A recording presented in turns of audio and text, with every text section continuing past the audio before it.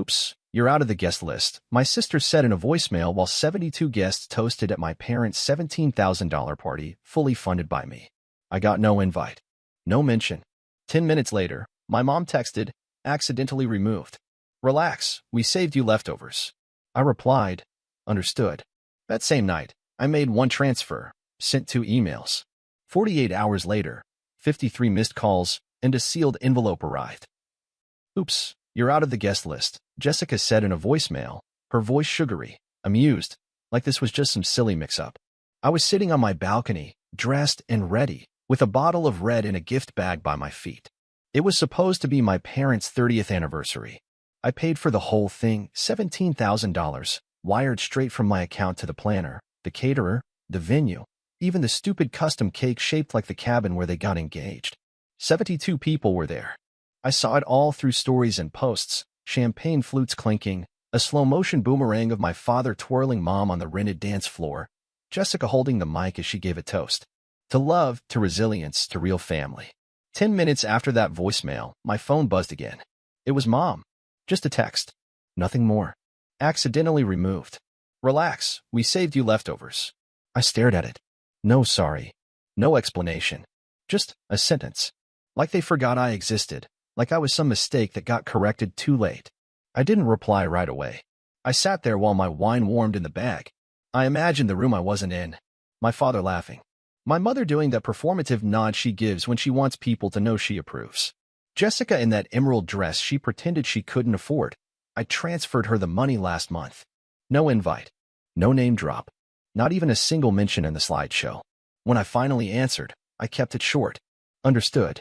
That same night, I made one transfer. Sent 2 emails. 48 hours later, I had 53 missed calls.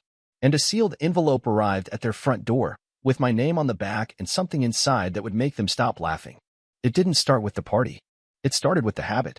Jessica would call at odd hours. Hey, I forgot rent's due. Can you cover? Mom would text, Dad's meds aren't covered this month. You're the only one who can help? And somehow, every time I said yes, it became less of a favor and more of an expectation. 3 years. I wired money every month like it was a subscription I never signed up for. Jessica's credit cards. Mom's insurance. Dad's repairs. They had a code for it now, handled. Anytime there was a crisis, someone would just say, don't worry.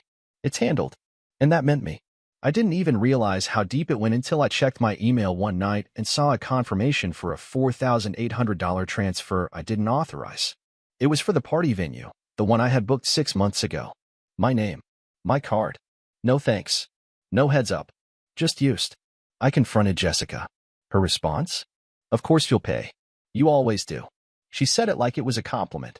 Then came the Facebook post. The one that flipped everything sideways. Photo of my parents under the chandelier. Jessica tagged everyone, including people I barely knew. Caption: Happy anniversary to the couple who taught us what real family looks like. One comment read, Wow, didn't think your brother was still around. Jessica replied, He's not. Not really. I didn't reply. Not to that. Not to the dozens of relatives who reposted the photos without tagging me, like I didn't even exist. I let the silence stretch.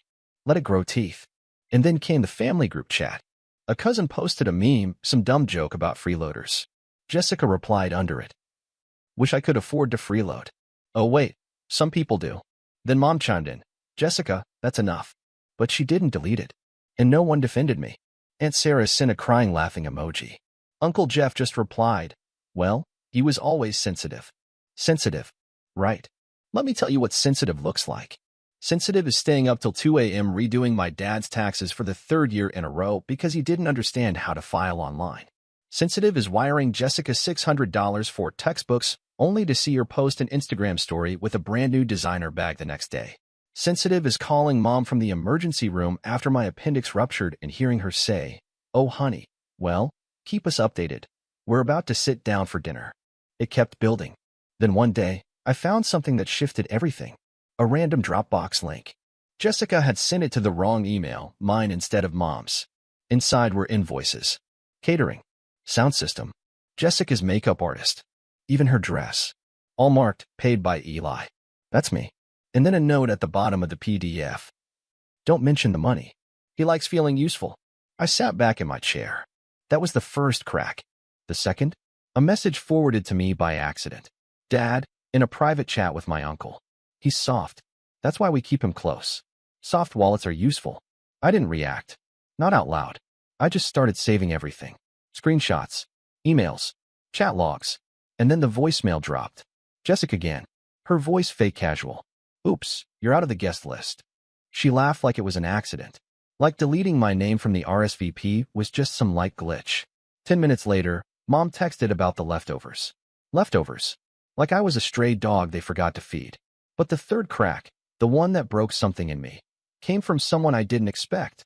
My friend Jordan, the web designer I'd hired for the family bakery website. He sent me a message with a screenshot. A conversation with Jessica. Jessica, he doesn't need credit. It was Mom's idea anyway. Jordan, but he paid for the domain, the hosting, all of it. Jessica, yeah, and we'll keep using his card until he notices. That night, I logged into the server, changed the admin password, took down the site, left a message on the homepage. Temporarily unavailable due to unpaid debts. Please contact the account holder for assistance. 2 hours later, Jessica called. 16 times. I didn't answer. The next morning, my phone buzzed with an email alert. New device login attempt from unfamiliar location. IP address traced to Jessica's home. She tried to reset my password. 2 hours after that, I got a call from an unknown number. I let it go to voicemail. Dad's voice, cold, clipped. You made your choice. Don't expect us to play nice anymore. That's when I knew. This wasn't family. This was a business transaction where I was the open wallet. And they'd just overdraft. So I made a transfer. Not to them, away from them. I sent the full archive, screenshots, bank statements, email logs, recordings, to 2 people. One was my lawyer. The other was someone who owed me a favor, my father's former business partner. And I wrote one sentence under the files. I'm done funding the fantasy. They still don't know what's coming. But they'll find out, soon. They called it a family reconciliation dinner. As if that word, reconciliation, could bleach the blood off their hands. The invite came from Mom. A carefully crafted message. Let's talk. Just us. No drama. Just family. Just family. I almost laughed. They picked a restaurant I knew too well. Somewhere neutral, with soft lights and no sharp edges. The kind of place that didn't ask questions when someone started crying during dessert. I walked in exactly on time. Jessica, Mom, Dad, all seated. Napkins folded, menus untouched. Like they'd rehearsed. Jessica wore white. Symbolism, I guess. Dad looked like he'd been dragged there. His jaw clenched, shirt too crisp for someone who never ironed. Mom tried to smile. That brittle, hostage smile she used when things were about to go bad, and she was pretending they weren't. I sat. Didn't greet anyone. Jessica started first, of course. Her voice sweet. Practiced. I know we've had some tension. Things got twisted. But I just want to say. A pause. A glance at Mom. I forgive you. I blinked. Forgive me. Then Dad leaned forward, voice low and gritted. Let's stop this nonsense. We're not perfect, okay? But you made this ugly. You didn't have to burn everything down. Mom reached out, touched my wrist. We're your family. We make mistakes.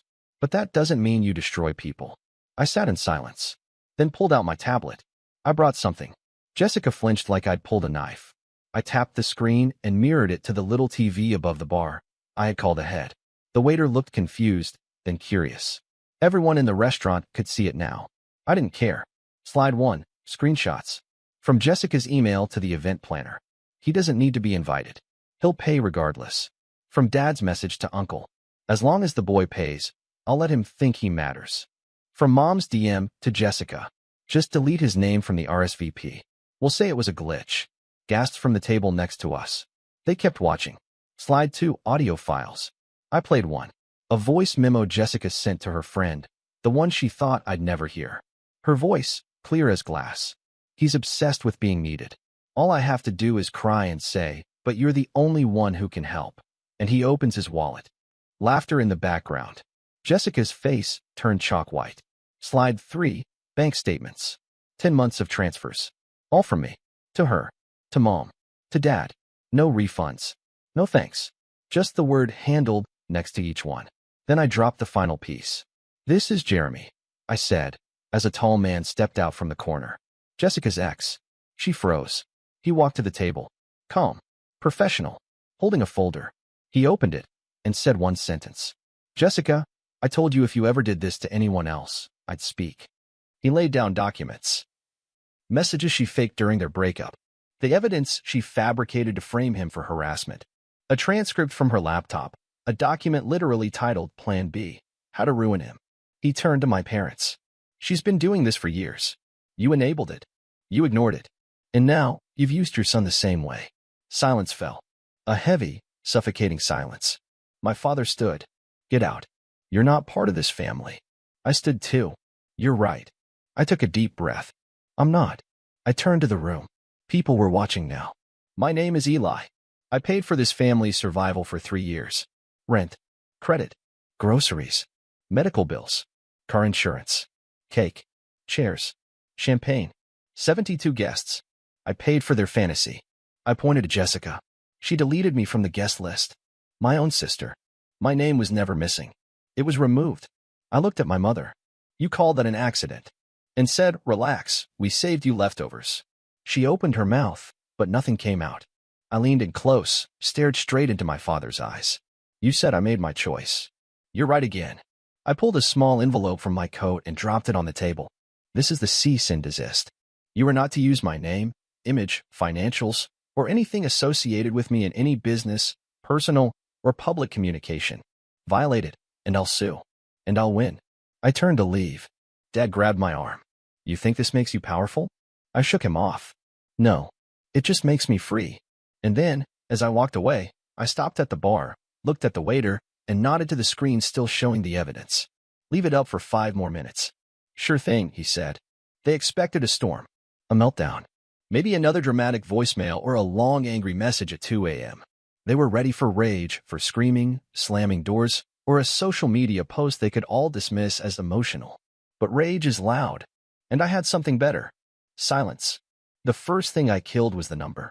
The one they had called every time Jessica's rent was due, or Dad's truck broke down, or Mom forgot to pay the electric bill. The number that answered emergencies, real or fake. Gone. Disconnected. The next time they tried it, they got a calm recorded voice. This number is no longer in service.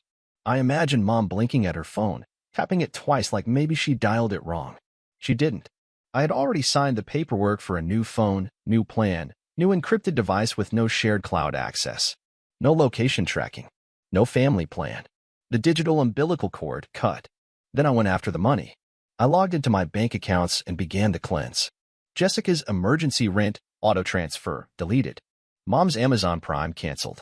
Dad's PayPal, which I discovered was quietly linked to my backup credit card, revoked. I flagged suspicious logins going back 8 months. Jessica had signed into my savings account at 2:14 a.m. one night in December. Then again in February, while I was asleep on a flight to Denver. I called the bank. This is unauthorized access. I want to report it as fraud. They took it seriously. They froze the account, escalated to the investigation team, and scheduled a follow-up interview with their fraud unit. Then I pulled the pin on the mortgage. 3 years ago, I co-signed so my parents wouldn't lose the house.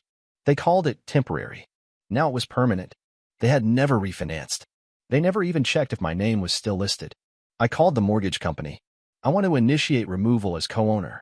The woman on the phone hesitated. Is this due to a separation? I said, yes. A complete one. She informed me that a reassessment would be required.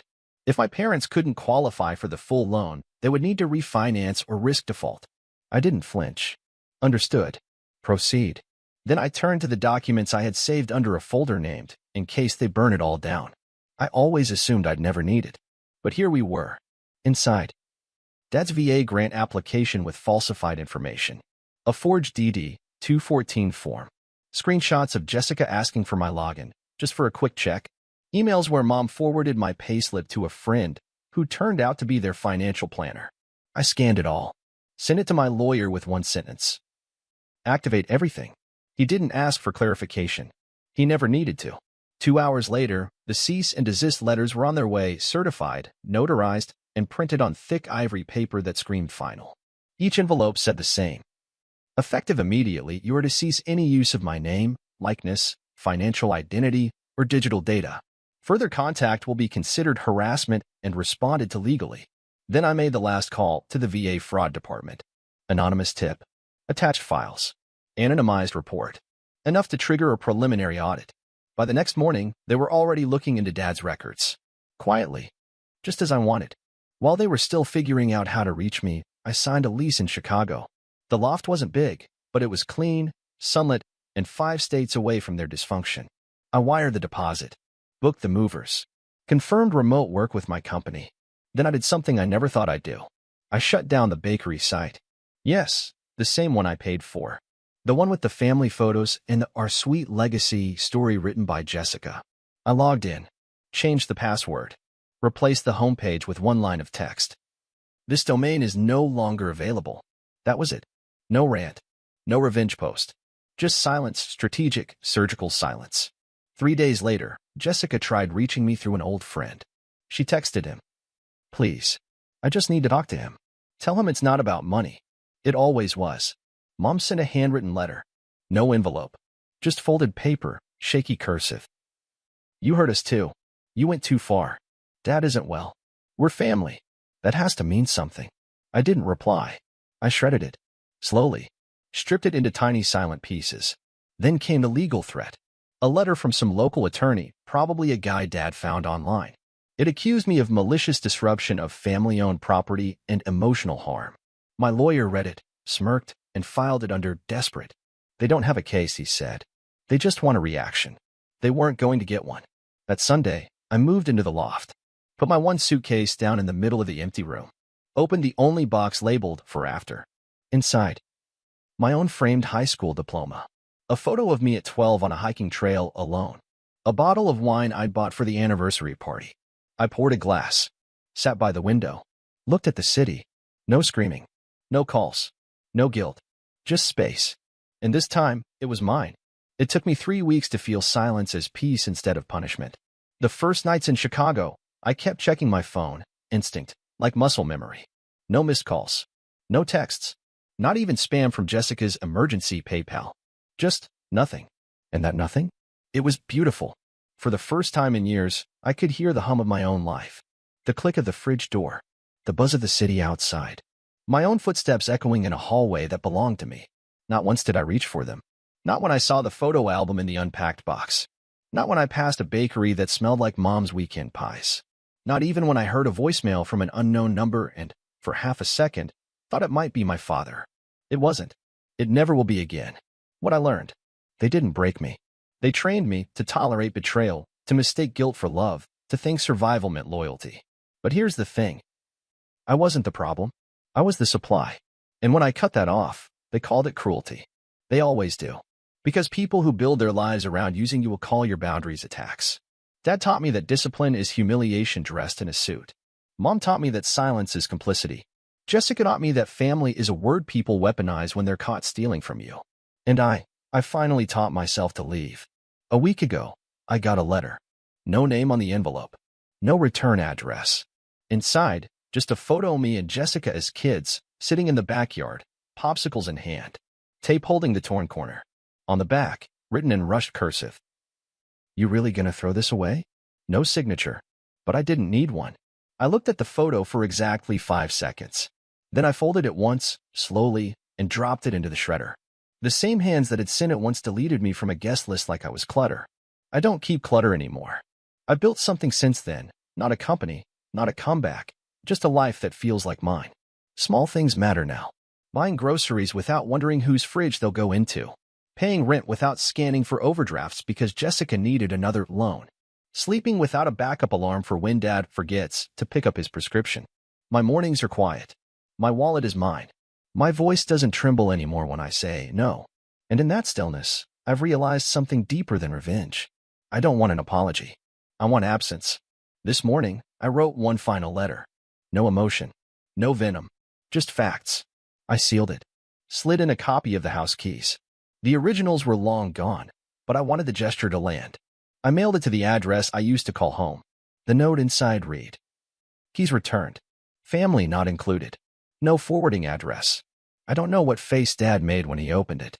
I don't know what Jessica screamed. I don't know whether Mom cried or just stared. And for the first time in my life, I can say this with certainty. I don't care.